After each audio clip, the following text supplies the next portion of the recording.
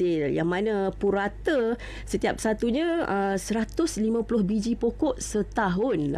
Bayangkan, yang mana ia memang mempunyai potensi dan ataupun lebih 40,000 biji buah setahun. Jadi kepada anda, para penonton atau para pendengar, boleh datang ke Langkawi untuk orang kata apa, menikmati air kelapa pandan yang segar. Juga kepada Terence dan juga Syuhaida, boleh datang Langkawi. Dan insyaAllah kita jumpa lagi pada seleksi pagi akan datang. Selamat pagi Malaysia. Kembali kepada penyampai di studio. Terima kasih. Bye-bye. Terima kasih DJ Nurul dari Langkawi. Dan itu dia, satu cara untuk menangani stres. Mungkin kita pergi bercuti lah. Tapi nanti stres pula, duit pula nak kena fikir. Itu dia stres ke lain lah. Tapi pada saya tetap dengan pendirian saya. Satu cara untuk menangani stres, uruskan gaya rambut paling mudah dan efisien. Yang tu tak dinafikan, yang tu saya setuju. Terutama untuk kita yang sentiasa bekerja, yang memerlukan kesihatan rambut yang mencukupi. Jadi ini adalah cara yang terbaik sebenarnya. Tapi apa-apa pun sebenarnya kita sekarang nak cakap ataupun nak bercerita berkenaan dengan tekanan di tempat kerja. Sekarang ni rata-rata masyarakat Malaysia, tak kiralah sama ada lelaki ataupun perempuan, akan bekerja. Jadi kita nak kongsilah kupas sikit berkenaan dengan tekanan di tempat kita bekerja ni. Sebelum sampai ke tempat kerja pun dah stres. Betul tak? Betul. Jam. Pagi kan. Kadang-kadang pukul 6.30 pagi, 6 pagi pun dah stres. Celik mata pun dah stres sebab memikirkan stres nanti. Okey. Jadi hari ini kita nak bercakap berkenaan dengan topik ini. Kita perkenalkan seorang tetamu di studio. Selamat pagi diucapkan kepada Profesor Madar Dr. Muhsin Ahmad Zahari, selaku pakar perunding kanan Jabatan Perubatan Psikologi Pusat Perubatan Universiti Melaya. Prof Muhsin, apa khabar selamat pagi? Baik, Alhamdulillah. Stres tak pagi ni, Prof? Sebab ada soalan yang sama. Stres sikit lah tadi. Samalah, jalan jam sikit. Tapi biasalah, kita kena berdepan kan. Jadi itu faktanya yang kita kena hadapi hari-hari lah kebelakangan ni. Okey, Prof. Kita bincang tentang bagaimana menangani stres di semua peringkat kerja lah. Jadi tadi kita bersembang tentang sebelum sampai tempat kerja dah stres. Jadi bab awal tu, sebab yang itu adalah permulaan kepada hari kita. Namun kalau permulaan tu taraf kortisol kita meningkat. Betul. Sampai kerja macam mana? Yes. Jadi bagaimana untuk menguruskan peningkatan kadar stres walaupun kita belum hadapi hari kita pun, kita baru keluar pintu, baru masuk kereta, dah stres sebab jam. Jadi, betul tu. Saya suka sebut dengar Terence cakap pasal kortisol tu. Memang betul lah. Itu sebenarnya perbincangan kemudian nanti berkenaan dengan akibat daripada stres yang berlebihan dan berterusan. Kortisol adalah hormon dalam badan kita dan boleh memberi implikasi lain kepada sistem badan macam darah tinggi, kencing manis dan semua boleh dapat penyakit disebabkan stres yang berpanjangan. Jadi balik kepada soalan tadi. Minit pertama kita dah fikir pasal stres. Jadi kita kena, sebelum waktu itu lagi, kita kena belajar menangani stres tu. Maknanya cara hidup kita, contohnya kita amalkan, ini macam mengelak lah, saya rasa istilah yang saya guna di sini, macam how to prevent the stress, mengelakkan. Jadi kita kena ada cara hidup yang sihat. Contohnya beriadah. Ini saya pun mungkin masa tak mencukupi kalau nak cerita terlalu panjang. Jadi contohnya beriadah kita amalkan. Jadi walaupun pagi tu kita dah stres, tapi kalau kita punya entry level of the day, kita good mood, feel good, dia akan mengurangkan. Dan juga mungkin kita berdepan banyakkan perkara-perkara yang kita rasa bermanfaat dan baik untuk diri kita dan menggembirakan diri kita, macam hobi. Kalau kita ada hobi yang banyak, jadi kita punya, to begin with, kita dah kurang stres lah. Jadi walaupun kita berdepan dengan jam dan sebagainya, mood kita lebih stabil. Kita boleh tengok dari segi positif value. Memanglah kadang-kadang kita banyak yang negatif. Dan saya rasa bermula bila sebut pasal stres ni, pertama kita tak dapat elak sebut pasal COVID. Dulu masa COVID menyerang, orang menyesuaikan diri. Jadi menyesuaikan diri, semua kena duduk rumah, work from home. Initially seronok. Tapi dah ada isu banyak. Rupanya di rumah pun ada masalah. Satu topik yang besar boleh dibincangkan juga tu. Tapi kemudian, 2 tahun kita menyesuaikan diri, tahun kedua. Sekarang dah buka balik, dah isu nak balik fizikal, pergi tempat kerja, dah stres balik. Jadi penyesuaian manusia ni biasanya ada unsur stres dekat situ. Berubah cara kehidupan kita. Norm dulu dengan norm sekarang, norm berubah balik. Kita punya kebiasaan kita berubah balik. Jadi ini mendedahkan pada suasana stres. Dan stres ni sebenarnya kita fakta macam saya kata tadi, memang kita kita ada orang hidup tanpa stres, akan ada stres juga. Cuma macam mana kita menangani stres dan macam mana kita menguruskan stres, itu poin yang paling utama. Kalau kita tak ada stres, kita mungkin tak ada motivasi pun. Jadi stres ada, dia satu tahap optimum je. Tapi kalau dah berlebih tadi, kortisol dah banyak sangat, implikasi lain datang pula lah. Nak mengesan tahap optimum tu, setiap individu ke individu lain berbeza. Contohnya mungkin tahap optimum tekanan Terence sedikit tinggi jika dibandingkan dengan saya.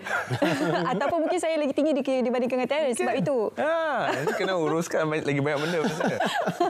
Okey, macam mana untuk kita mengetahui secara peribadi tahap tekanan yang optimum untuk diri kita? Dia dua pihak lah, senang cakap. Individu tu sendiri mungkin dapat merasai sesuatu kelainan. Saya lain orang, lain tahapnya sebab dia bergantung faktor personality dia, faktor kebolehan diri dia, dan juga faktor interaksi dengan persekitaran juga, termasuk di tempat kerja juga, dengan rakan-rakan sekerja, dengan majikan,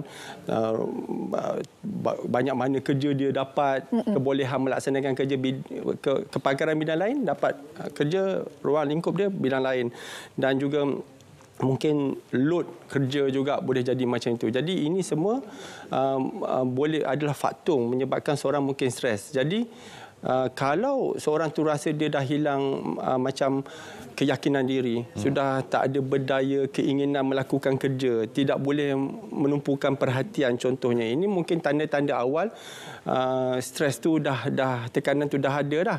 Dia macam warning lah. Jadi kalau nak mengelakkan menjadi tekanan ni melebihi daripada kemampuan, mungkin macam kata tadilah, take time off, break, memang betul itu, memang itu satu daripada penting. Kita kena tahu limitation kita, dan kadang-kadang zaman sekarang ni kerja kita, boundaries kita tak nampak, work life balance tu tak ada.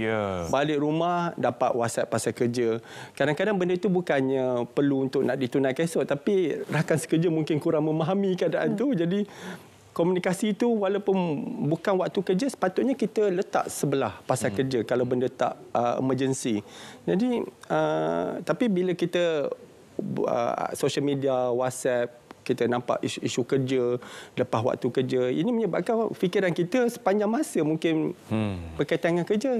The worst scenario, tengah-tengah malam dapat email semua. Kadang-kadang ada juga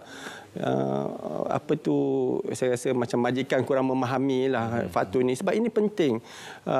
Kita kena bagi ruang setiap individu, hak dia untuk macam off, stop, reset from work. Kalau boleh everyday benda itu berlaku. Setiap hari ada benda itu berlaku. Maksudnya waktu petang, malam, lepas habis kerja, waktu keluarga, waktu riadah, waktu berehat, melapangkan fikiran daripada fikiran pasal kerja.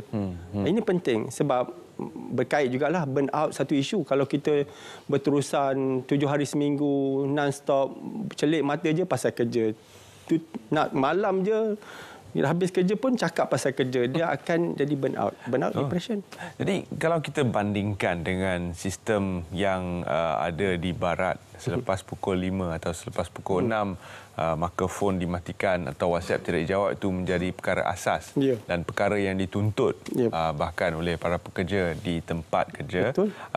Kalau di Asia pula, dia punya budaya agak berbeza, di mana kita sentiasa ingin pastikan bahawa kerja yang tertunggak itu diselesaikan.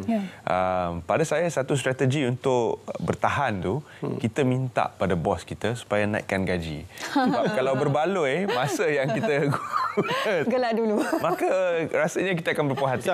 Betul, gaji itu satu faktor penting juga, menunjukkan ada appreciation, ada pengiktirafan apa kita buat tu dan sebagainya, masa yang kita letakkan. Tetapi masih juga saya setuju kalau kita still kena tekankan masa berkeluarga, masa berehat, sebab otak kita bukan saja dinilai dengan RM1 sebab mungkin wang kita dibayar gaji yang banyak, tapi kita punya performance sepanjang masa berkenaan dengan kerja. Dan kerja pula ada tahap dia. Kita punya assignment ada yang sikit, ada yang sederhana, ada yang berat. Contohnya ada target kita kena achieve kan, macam mereka yang dalam marketing semua tu, yang saya lah daripada pesakit-pesakit saya juga ada datang daripada mereka mengalami tekanan masa kerja dan dah melibatkan kesihatan mental. Dan saya rasa kesian juga sebab saya rasa keyword dekat sini empathy tu kadang-kadang kurang daripada persekitaran, sama ada daripada rakan, ahli keluarga ataupun majikan. Empathy. Empathy ni maknanya memahami keadaan orang tu melalui. Jadi ini penting dalam organisasi ada elemen empathy, rasa memahami pihak lain, khususnya majikan kepada pekerja. Okey, bila kita bercakap berkaitan dengan tekanan di tempat kerja ni, secara tidak langsung, secara kita tidak sedar sebenarnya dia berantai. Kadang-kadang pekerja yang tertekan ni disebabkan oleh bos yang tertekan. Bos yang tertekan tu disebabkan ditekan oleh mereka berada di atas lagi. Jadi dalam rantaian, akhir sekali yang terkena adalah yang mereka berada di bawah sekali. Jadi bagaimana sebenarnya untuk kita memutuskan rantaian tersebut agar yang lain tidak terkesan disebabkan oleh tekanan yang dirasai oleh pihak lain? Itu penting tu. Bagi saya nampak poin yang kita bangkitkan ini adalah berkenaan dengan organisasi itu secara keseluruhannya dan kondisi tempat kerja tu sendiri kan. Jadi jika ada pihak-pihak yang dah terkesan, maksudnya dia dah selalu tak datang kerja, nak hubungi dia waktu kerja lah pun susah, kata dia suruh assignment dia pun tak ada bagi respon, dia macam macam hilang minat dan sebagainya. Jadi mungkin kena trigger lah benda itu, kena cari di mana puncanya. Mungkin individu itu sendiri ataupun pihak-pihak yang terlibat, bukan seorang, mungkin beberapa orang dalam organisasi itu, kesihatan mental dia dah terganggu, boleh berbincang dan macam satu perkumpulan lah, perbincangan apa yang kita boleh buat. Jadi kena problem solving focus lah. Maknanya kita tengok macam mana nak menyelesaikan masalah, merungkaikan masalah yang dihadapi supaya penyelesaian dapat dicapai. Dan seterusnya ada hubungan antara macam contohnya mesyuarat jabatan pun penting juga cara berkala, sebab kadang-kadang dan mesyuarat ini bukan pihak pengurusan atas je dalam satu-satu jabatan, semua daripada bawah sampai atas. Dan bukan saja isu pasal kerja administratif, pentadbiran, tapi isu ada permasalahan personality. Contohnya bos selalu menggunakan kata-kata, saya bagi contoh lah, bukan mesti kan, bagi kata-kata yang tak sewajarnya. Ada, senang cakap, ada elemen harassment ataupun keganasan tempat kerja, sama ada fizikal, verbal, percakapan atau seksual dan sebagainya. Jadi benda ini tak boleh dipendam, tak boleh disimpan. Jadi mesti ada ruang untuk membukanya. Satu daripadanya macam saya kata tadi, mesyuarat kita buat dan dapatlah kita dapat feedback dan perkumpulan pekerja itu sendiri. Dan ada satu juga yang penting, satu mekanisme yang khusus di tempat kerja. Saya rasa macam occupational safety health pun kena tengok isu dekat situ. Contohnya ada satu komiti yang mendengar, yang ada keyakinan. Dia tak mahu pula kita kata pekerja itu persepsi, oh ini komiti ni pro majikan. Jadi kalau bagi tahu kan dia yang kena balik. Kita tak mahu komiti yang ada persepsi. Persepsi ni penting juga kadang-kadang macam tu. Jadi kena impartial, tak bias. Jadi ada channel. Jadi kuranglah, minimum lah. Mungkin ada sebab manusia. Satu organisasi mungkin ada 40-50 orang. Jadi lain orang, lain cara. Mungkin ada yang satu tu tak sesuai dengan personality yang satu lagi. Jadi ada stres pihak yang satu. Yang satu lagi mungkin dia dipersepsikan sebagai macam harassment ke, bully dan sebagainya. Mungkin betul, itu kena diselidiki dan kalau betul kena ditangani di peringkat awal. Majikan kena ambil berat, macam saya kata tadi, kalau tak ada empathy, tak ada, ini masalah dia sahaja. Kita akan anggap macam itu dan ini boleh jadi time bomb. Tapi kalau majikan tengok, oh ini masalahnya awal, kita kena hadapi, kita kena tengok macam mana nak overcome, nak menyelesaikan. InsyaAllah benda itu tak akanlah berlarutan. Tekanan jika tidak ditangani, apakah kesannya? Tadi kita dah bincang sedikit pasal kortisol. Yes. Dan kita tidak boleh lari bahawa kadar penyakit tidak berjangkit di Malaysia tidak turun sebenarnya. Betul.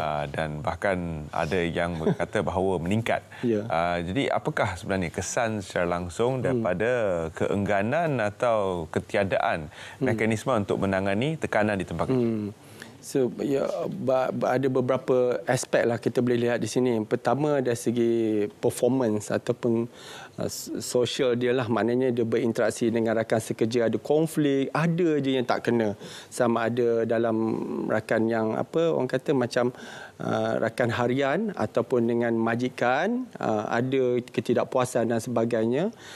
Selain daripada itu, mungkin masalah tu inilah bila masalah berkaitan tempat kerja mungkin bawa balik rumah jadi ada sesuatu isu boleh berlaku dekat rumah pula. Ada kadang-kadang perceraian pun boleh berlaku walaupun bukan puncanya suami isteri punya isu tapi tempat kerja, keuangan, tapi balik ke rumah. Itu dari segi aspek sosial. Selain daripada itu mental health macam dia akan menjadi baran, cepat marah dan sebagainya, dan kalau dibiar saja tanpa ditangani dengan baik, jadi dia boleh dapat penyakit mental pula.